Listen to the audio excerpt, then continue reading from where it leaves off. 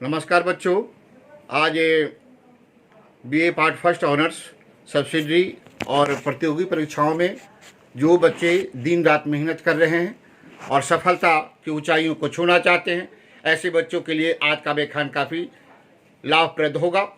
आज मैं गौतम बुद्ध के जीवनी और उनकी शिक्षाओं पर आधारित संक्षिप्त में कुछ वर्णन करूंगा, क्योंकि आज का दिन बड़ा ही शुभ दिन है, बुद्ध पूर्णिमा।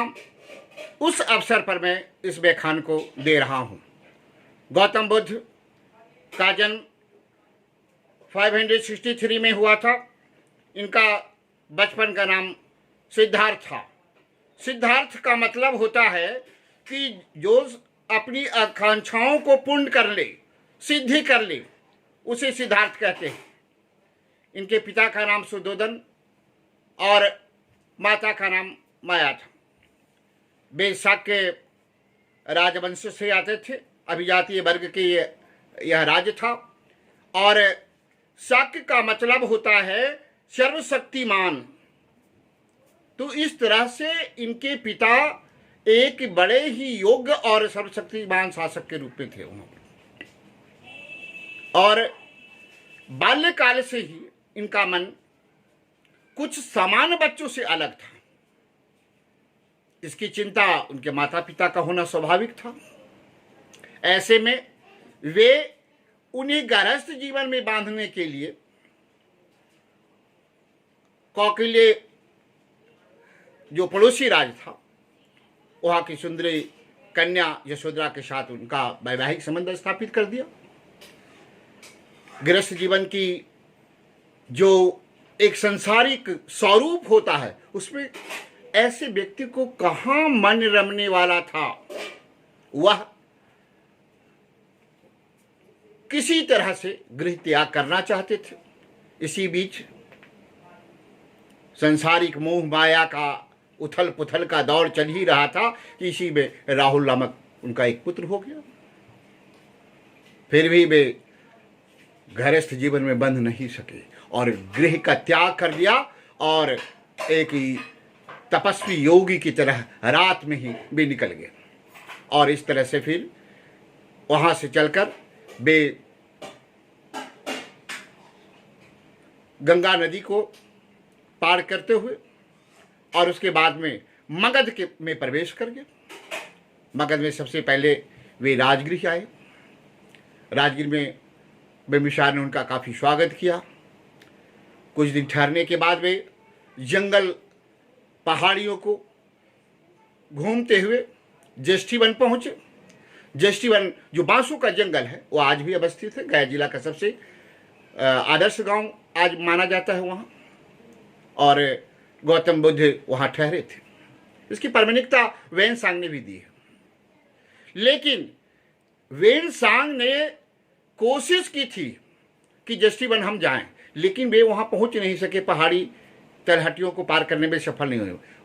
आप उधर बनगंगा तक ही जा सके थे और उसके बाद वे फिर तपोवन तक आए थे, लेकिन वह ज्येष्ठीवन नहीं आ सके थे। लेकिन उन्होंने इसकी पुष्टि की है अनुमान के आधार पर। इतना ही नहीं, बल्कि फिर वे पहाड़ी जंगलों से होते हुए उरुवेला नदी के किनारे किनारे पहुँचे और एक पीपल वृक्ष के नीचे बैठ गए और पीपल वृक्ष तक लगातार 6 वर्षों तक उन्होंने तपस्या की। और उस तपस्या के क्रम में उनके शरीर का स्थिति काफ़ी जर्जर हो गया था और इस जर्जर अवस्था के समय ही लग रहा था उनके प्राण पे खरू अब निकल जाएंगे। एक नर्तकी बीना बजाते हुए आती है और कहती है कि हे तपस्वी, कुछ बीने की झनकार से कुछ कह रही थी, कुछ उसके आवाज़ से कह रही थी तपस्वी को कि बीने की तार को इतना ना कसो कि टूट जाए और बीने के तार को इतना ढीला ना करो कि वह आवाज़ ही ना दे। यानी कि जीवन में मध्यम मार्ग का होना बहुत जरूरी है। और ऐसे ही यह आवाज़ उनके कानों तक गई और उन्हें ज्ञान मिल गई और वहाँ से वे बुद्ध कहलाने लगे। ज्ञान की प्राप्ति ही उनका बुद्ध है, निर्वाण है। संसारिक मोह माया से निकलकर और सामान्य जीवन से हटकर उससे अपने आप को मोड़ लेना ही निर्वाण है। और इस तरह से वे लगातार काम किए। बाद में वहाँ पर ज्ञान की प्राप्ति करने के बाद में सबसे पहले वे सारनाथ गए। सारनाथ ने अपने शिष्यों को शिक्षा दी और इतना ही नहीं, लगातार वे बौद्ध धर्म का प्रचार किया। इतना ही नहीं, बल्कि आज के परिप्रेक्ष्य में यदि हम देखा जाए कि बौद्ध धर्म में उन्होंने अष्टांगिक मार्ग का इस्तेमाल किया था, उसके बाद में मध्यम मार्ग का इस्तेमाल किया, 4 आर्य सत्यों को उन्होंने प्रतिष्ठित किया। दुख है, दुख का कारण है, दुख घटित होता है, उसका निवारण भी है। तो ये सारी जो चीजें हैं उनके मन में थी और उसको उन्होंने सिद्ध कर दिखाया कि जीवन में मोह माया कुछ नहीं है, सबसे बड़ी शांति है।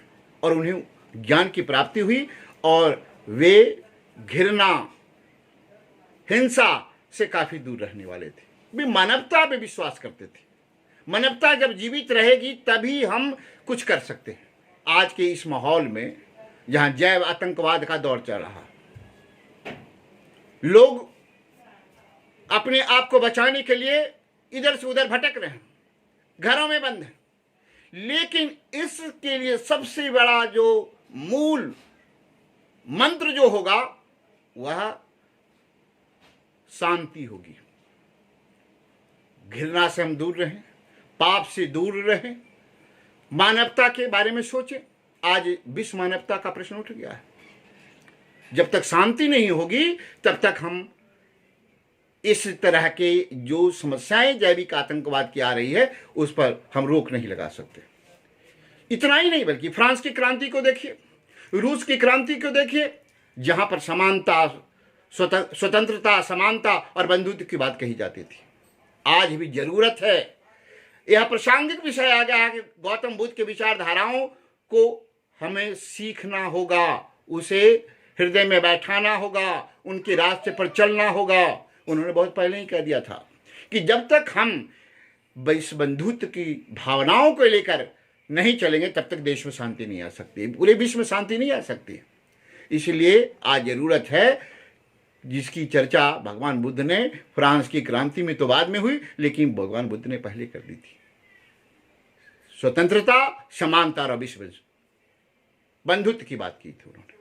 इसलिए आज के इस समय में जरूरत है कि हम शांतिपूर्ण तरीके से मानवता को सबसे बड़ा महत्वपूर्ण स्थान दें और इस आधार पर हम विश्व शांति की कामना करें ईश्वर से और भगवान बुद्ध के रास्ते पर चलें। तभी हम उनके जन्मदिन को एक सार्थक रूप में हम समझ सकते हैं। उन्होंने अपने जीवन में लोगों के लिए दिया, अपने लिए कुछ नहीं किया।